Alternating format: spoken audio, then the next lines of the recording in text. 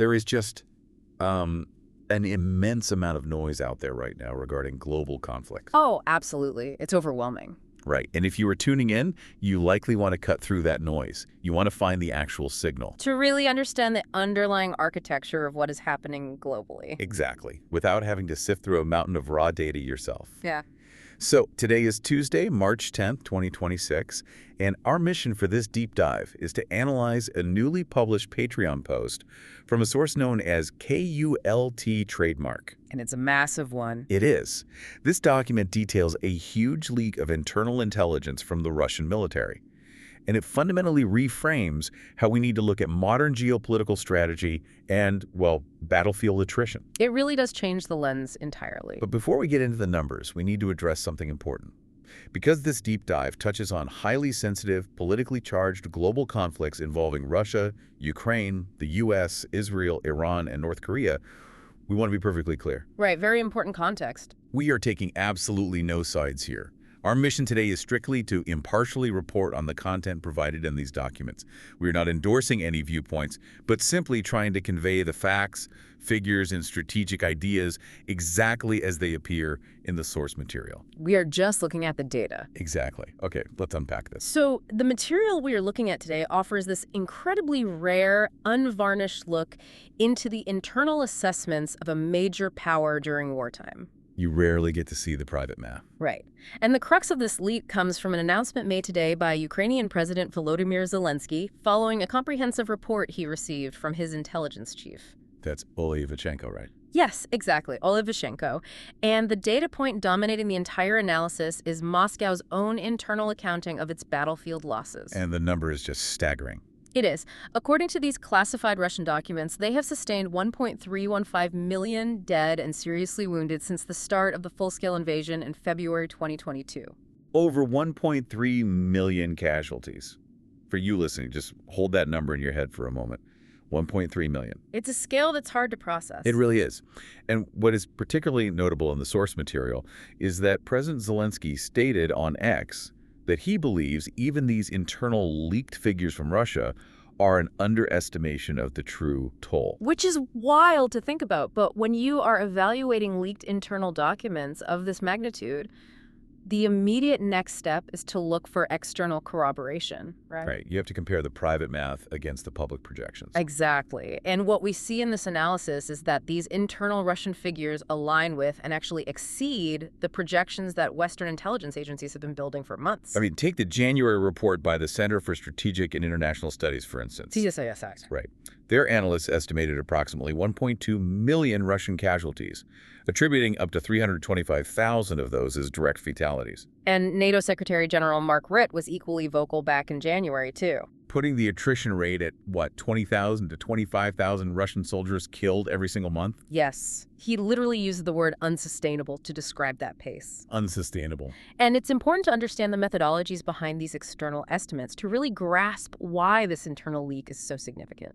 You have organizations like the BBC and the independent Russian investigative media outlet Mediazona. They've been compiling the most conservative baselines possible. Right. They aren't relying on satellite imagery or, algorithm-based projections. They have been literally counting published obituaries, Social media death notices. physical gravestones. Wow. Through that incredibly strict manual verification process, they had confirmed a floor of over 200,000 Russian deaths. So when you have Western think tanks, NATO leadership, and independent journalists all pointing toward historically massive attrition. And then having Russia's own internal documents leak and reveal a number 1.315 million, that actually dwarfs even some of those high-end estimates. It's a major shift in the intelligence landscape. But inside that 1.3 million figure is a specific data point that fundamentally alters the mechanics of how we understand this conflict entirely.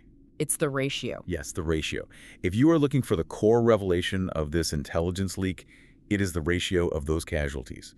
Historically, military planners rely on a standard baseline. The wounded generally outnumber the dead by a ratio of 3 or 4 to 1. Exactly, 3 or 4 to 1. That math has dictated everything from medical supply logistics to troop deployment strategies for decades. For every major modern conflict. But the leaked internal documents reveal a complete inversion of that historical norm. According to their own data, 62% of Russian losses are now deaths. 62%. Yes, and only 38% are wounded. What's fascinating here is the underlying tactical reality driving that complete statistical inversion. The analysis points directly to the integration of pervasive drone warfare as the catalyst. It's not just a new weapon. No, drones haven't just added a new tool to the battlefield.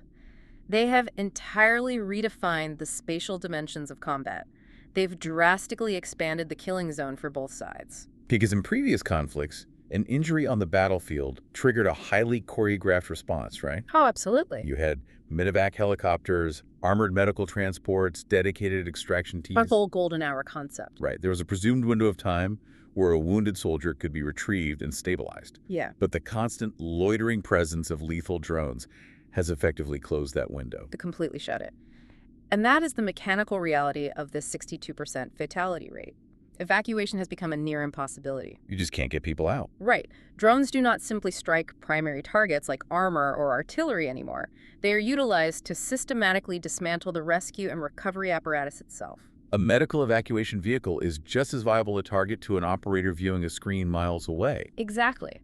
Consequently, soldiers who sustain injuries that would have been entirely survivable in Iraq, Afghanistan, or Vietnam, they are simply not making it off the field. Because the canopy of unmanned surveillance and strike capabilities means the battlefield is under constant observation. The historical survival math of combat has been mathematically erased. It reframes the entire concept of attrition. The moment a soldier is immobilized by an injury, they remain an active target from the air, isolated from any viable extraction. It's incredibly grim. And the fact that the military structure has to absorb a reality where over 6 out of 10 casualties are fatal changes the fundamental requirements for sustaining a front line. And sustaining a front line of this scale requires immense resources. Which leads us directly into the broader geopolitical implications of these documents. Here's where it gets really interesting. This leak wasn't confined to battlefield statistics in Eastern Europe. No, it zooms way out. Ivashchenko's report also exposed Russia's strategic posture regarding the Middle East. Specifically, their calculations around the U.S.-Israeli military operations against Iran. The documents outline a highly opportunistic, three-pronged strategy from the Russian leadership. They are actively seeking to leverage the instability in the Middle East to fortify their own position. So what are the primary objectives there? According to the intelligence, there are three. First, to divert global diplomatic and military attention away from Ukraine. Makes sense. Second, to utilize the regional friction to press for sanctions relief. And third, to directly profit from the macroeconomic fallout, specifically the rising global energy prices. Let's examine the mechanics of how that strategy actually functions on a global scale. Yeah. Because the conflict involving Iran inherently threatens commercial shipping lanes. Especially the Strait of Hormuz. Right. The most critical choke point for global oil supply. Any disruption or perceived threat to that specific geographic bottleneck sends immediate ripples through the global energy market. Prices react to the uncertainty of supply. And this is precisely where Russia capitalizes on the situation. Even under heavy international sanctions. Yes, because despite the sanctions, they remain one of the largest energy producers on the planet. And the Kremlin is not hiding this dynamic at all. They're pretty open about it. Dmitry Peskov, the Kremlin spokesman, explicitly referenced a notable increase in demand for Russian energy exports. A notable increase in demand. This strategy relies on the predictability of the market. When Middle Eastern supply lines are threatened, the ensuing price spikes and supply anxieties drive global buyers to seek alternatives. Which inevitably leads them back to Russian oil and gas. Exactly, thereby injecting crucial capital into the Russian economy. And the intelligence analysis notes that this economic pressure is not just a theoretical global market dynamic. It is having a direct, tangible impact on domestic policy inside the United States. This is a huge revelation from the leak. The documents indicate that the Trump administration has begun exploring the possibility of easing certain economic sanctions on Russian oil. And the calculus here isn't rooted in a sudden diplomatic realignment. No, it is a pragmatic domestic response. The administration is looking for levers to pull to cool down the skyrocketing global energy prices that are impacting American consumers at the pump. If we connect this to the bigger picture, it illustrates the profound interconnectedness of modern strategic conflicts. It's all tied together. It really is. You have a scenario where military friction in the Middle East, specifically U.S. and Israeli operations targeting Iran, creates a logistical bottleneck in the Strait of Hormuz. That bottleneck artificially inflates global oil prices. And those inflated prices serve a dual purpose for Russia. One, they provide a massive influx of capital necessary to fund an Eastern European war effort where they are absorbing 1.3 million casualties. Wow. And two, simultaneously, the resulting economic pain inflicted on Western consumers forces the U.S. administration to reconsider the very sanctions designed to constrain Russia in the first place. It is a closed-loop system of geopolitical leverage. A localized conflict in one hemisphere acts as the funding mechanism and diplomatic wedge for a conflict in another. It completely dismantles the idea that any of these regional conflicts operate in a vacuum. Every diplomatic decision and military action is tethered to a larger economic web.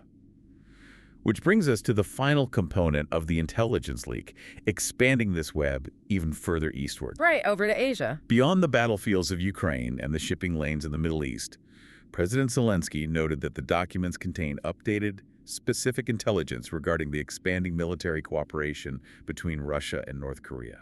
The relationship between Moscow and Pyongyang has been visibly escalating, but this internal data provides the operational specifics. It puts hard numbers to the rumors. The documents corroborate intelligence gathered by South Korean agencies earlier in March.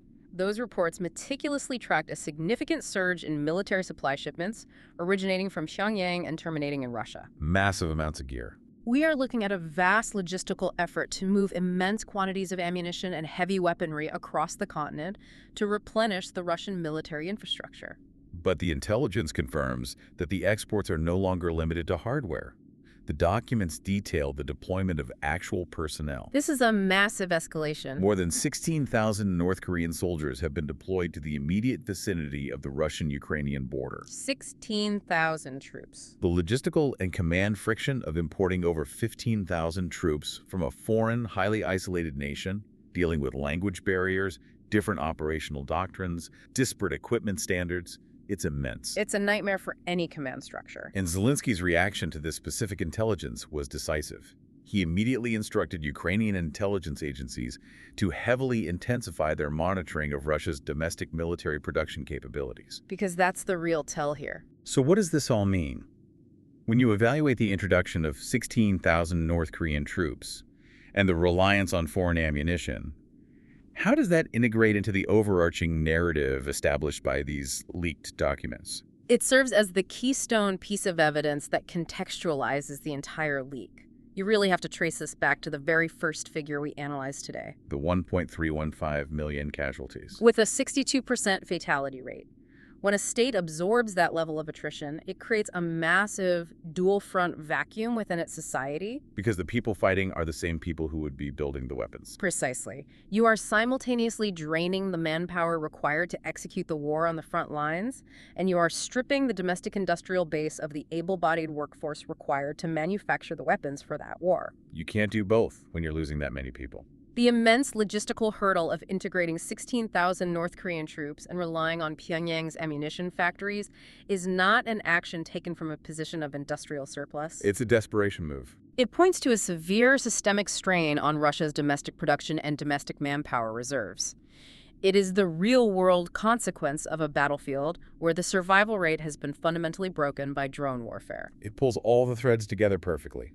We initiated this deep dive by looking at a leak exposing over 1.3 million casualties. A staggering baseline. We examined how the integration of drone warfare has completely dismantled the historical norms of combat medicine, creating a reality where 62% of those casualties are fatal. The golden hour is gone. We traced the financial requirements of sustaining those losses down to the Middle East, looking at how the Strait of Hormuz is leveraged to manipulate global energy markets. And force a reevaluation of U.S. sanction policies. Exactly. And finally, we tracked the manpower deficit to the deployment of 16,000 North Korean troops on a European border.